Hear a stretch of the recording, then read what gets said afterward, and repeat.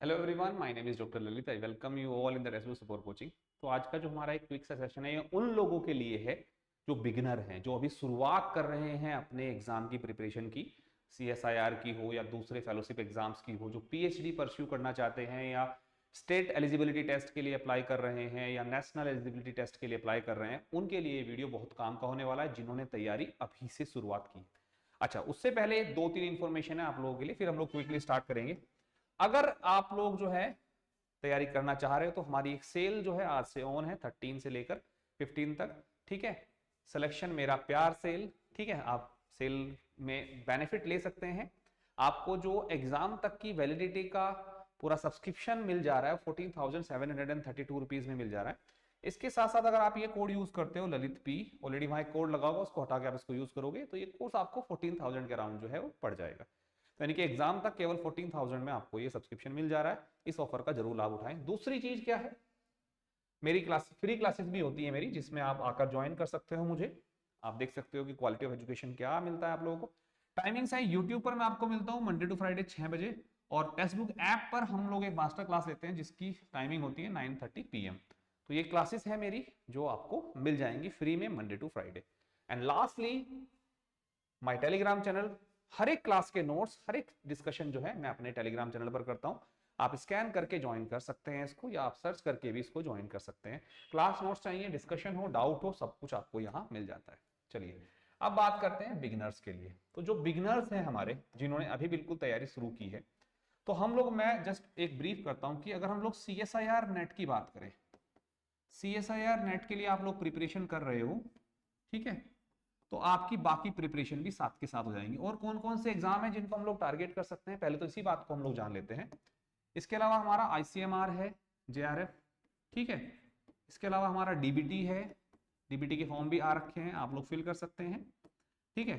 इसके अलावा हमारा गेट का एग्जाम है। गेट हम दो स्ट्रीम में देते हैं, एक हमारा स्पेसिफिकली बायोटेक्नोलॉजी वालों के लिए होता है, और एक लाइफ साइंस का कोई बच्चा हमारा दे सकता है।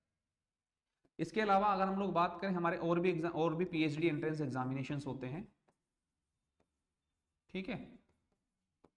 आप उन सारे एग्जाम को टारगेट कर सकते हो सिंगल एक एग्जाम की प्रिपरेशन की। मतलब ये है कि अगर आप इस एग्जाम को तैयार कर रहे हो तो ये बाय डिफॉल्ट आपके तैयार होते जाएंगे, क्योंकि सबका सिलेबस जो है ऑलमोस्ट 70-80% ओवरलैप करता है। और इनमें से किसी भी एग्जाम को क्रैक करने के लिए आपको केवल 60% मार्क्स, मैक्सिमम 60-65% पर ही कट ऑफ हमारी चली जाती है।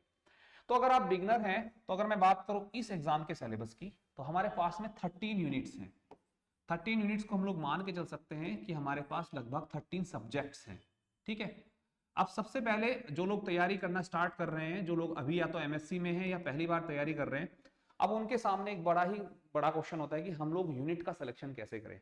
तो सिंपल सा इसका एक जवाब है आप लोगों के लिए। यूनिट सिलेक्शन के लिए सबसे पहले तो आप लोग देखें, अगर आप एमएससी कर चुके हैं या एमएससी परस्यूइंग है, तो जो कर चुके हैं उन्होंने क्या क्या सब्जेक्ट एमएससी में पढ़े हैं। जैसे अगर कोई बच्चा बायोटेक्नोलॉजी से किया है तो उसने microbiology, biotechnology, micro biochemistry, immunology, ठीक है, एनिमल फिजियोलॉजी, प्लांट फिजियोलॉजी, ये सब पढ़े होंगे। आपकी कमांड किस सब्जेक्ट पर अच्छी थी, इन 13 यूनिट में से सब्जेक्ट को उठाइए। मतलब एक से ज्यादा सब्जेक्ट आपके होंगे, इन 13 यूनिट में से, इन 13 यूनिट में सब कुछ है। बायोकेमिस्ट्री है, मोलिकुलर बायोलॉजी है, सेल बायोलॉजी है, जेनेटिक्स है, एनिमल फिजियोलॉजी है, प्लांट फिजियोलॉजी है, डेवलपमेंटल बायोलॉजी है, इसके अलावा इकोलॉजी है, इवोल्यूशन है, टेक्निक्स है, माइक्रोबायोलॉजी, सब कुछ हमारा यहां मिल जाता है, ठीक है ना। तो हमने करना क्या है कि सबसे पहले हम लोगों ने जो 13 सब्जेक्ट यानी कि 13 यूनिट है, उसमें से हम लोग ऑलरेडी क्या क्या कर चुके हैं, ठीक है। ऑलरेडी हम लोगों ने क्या क्या सब्जेक्ट पढ़ रखा है जिस पर हमारी कमांड अच्छी थी, पहले उनको उठाइए, क्योंकि वो इंटरेस्ट डेवलप करेगा आपका। जैसे मुझे बायोकेमिस्ट्री पसंद है, मुझे मोलिकुलर बायोलॉजी पसंद है, सेल बायोलॉजी पसंद है, तो ये शुरू की 3 यूनिट है हमारी, तो मैंने ऑलरेडी पढ़ भी रखा है, तो मैं उन्हीं से अपनी शुरुआत करूं, ठीक है। जब मैं उनसे अपनी शुरुआत करूंगा तो मुझे चीजों में इंटरेस्ट डेवलप होना स्टार्ट होगा, because I know much of the things previously मेरे मास्टर्स में, या जो है मैंने अपने बैचलर में पढ़ी हुई है। तो उससे हमारा एक कंसेप्ट जो है वो बिल्डअप होगा, चीजों को समझने में मजा आएगा। और सबसे मेन चीज क्या है, जब भी आप इस एग्जाम की तैयारी कर रहे हो, 13 यूनिट को आप लोग तैयार कर रहे हो, सबसे पहला काम है आपके लिए पीवाईक्यूज को देखना। एटलीस्ट एक बार उनको आप देखिए जरूर कि क्वेश्चन, चाहे सारे पीवाईक्यूज मत देखो, लेकिन जिस जिस सब्जेक्ट पर मेरी कमांड है या मैं पहले पढ़ चुका हूं, एटलीस्ट उस सब्जेक्ट में किस तरीके के पीवाईक्यूज पूछे गए हैं।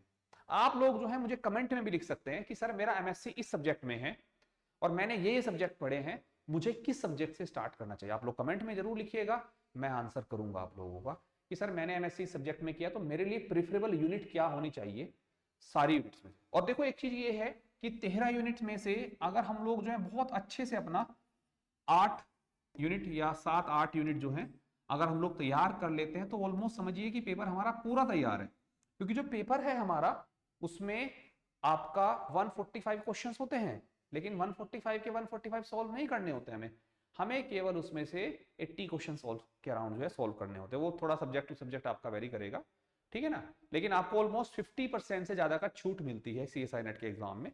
तो अगर आप 7-8 यूनिट को बहुत अच्छे से प्रिपेयर कर रहे हैं, वेल प्रिपेयर अगर आप इनको कर रहे हैं, ठीक है, और बाकी आपकी जो यूनिट बची 6 या 7 यूनिट जो आपकी सॉरी 5 या 6 यूनिट जो आपकी बचती हैं, उन यूनिट्स में से आप इंपॉर्टेंट टॉपिक्स को सेलेक्ट करिए, ठीक है, इंपॉर्टेंट टॉपिक्स को आप सेलेक्ट करिए वहां से, और सेलेक्ट करने के बाद आप जो है उनको पढ़ना स्टार्ट करिए। मतलब 7 से 8 यूनिट तो आप बहुत अच्छे से तैयार करिए और बाकी यूनिट्स के आप टॉपिक्स निकाल लीजिए। आप लोग मुझे भी कमेंट में लिख सकते हो कि सर हमारे ये सब्जेक्ट्स हैं तो हमें क्या करना चाहिए। तो इस तरह की चीजें भी आप लोगों को जो है मिलेंगी, मैं आप लोगों को यहाँ पर भी बहुत हेल्प करने वाला हूँ। तो जो बिगिनर है उनके लिए 2 चीजें हैं, सिलेबस को जाने 13 यूनिट्स क्या है, फिर देखिए कि हमने क्या क्या पढ़ रखा है प्रीवियसली हमारे मास्टर्स में, हमारे बैचलर में, उन्हीं यूनिट को फोकस करना स्टार्ट करें, उन्हीं यूनिट से पढ़ना स्टार्ट करें, और उसके बाद पीवाईक्यूज को देखना स्टार्ट करें, किस तरीके के क्वेश्चंस आए हैं, कितना डेप्थ में चीजें पूछी गई हैं हमसे, उसी हिसाब से आप अपनी तैयारी को भी बूस्टअप करिए। मतलब ऐसा नहीं कि आप सुपरफिशियल पढ़ रहे हो। आप देखिए ना एग्जाम में क्वेश्चन कितना डेप्थ में पूछा गया है, जितना डेप्थ में एग्जाम में क्वेश्चन पूछा गया है उतने ही डेप्थ में मुझे पढ़ना है। और ये मुझे मेरे प्रीवियस ईयर के एग्जाम पेपर से अच्छा कोई नहीं बता सकता, क्योंकि वहां मेरे सामने मेरा क्वेश्चन है और मुझे बता रहा है कि इतना डेप्थ में मुझे इस टॉपिक को पढ़ना है। सबसे जरूरी काम उनके लिए यही होता है, एग्जाम को जानना, सिलेबस को जानना, पीवाईक्यूज को जानना। तो जो बिगिनर है शुरुआत यहां से करिए, 1 वीक कम से कम एनालिसिस में दीजिए, 7 दिन आप लोग एनालिसिस को दीजिए। किसी भी एग्जाम की अगर आप लोग तैयारी कर रहे हो, 7 दिन आप उस एग्जाम को एनालाइज करिए। इस 7 दिन में आपने करना क्या है, अपने सिलेबस को जानना है, ठीक है, अपने पीवाईक्यूज को जानना है, और कंसेप्ट किस तरीके के पूछे गए हैं सब्जेक्ट से उसको जानना है। इस पर फोकस करिए। कुछ हेल्प चाहिए कमेंट बॉक्स में लिखिए, I will be like answer.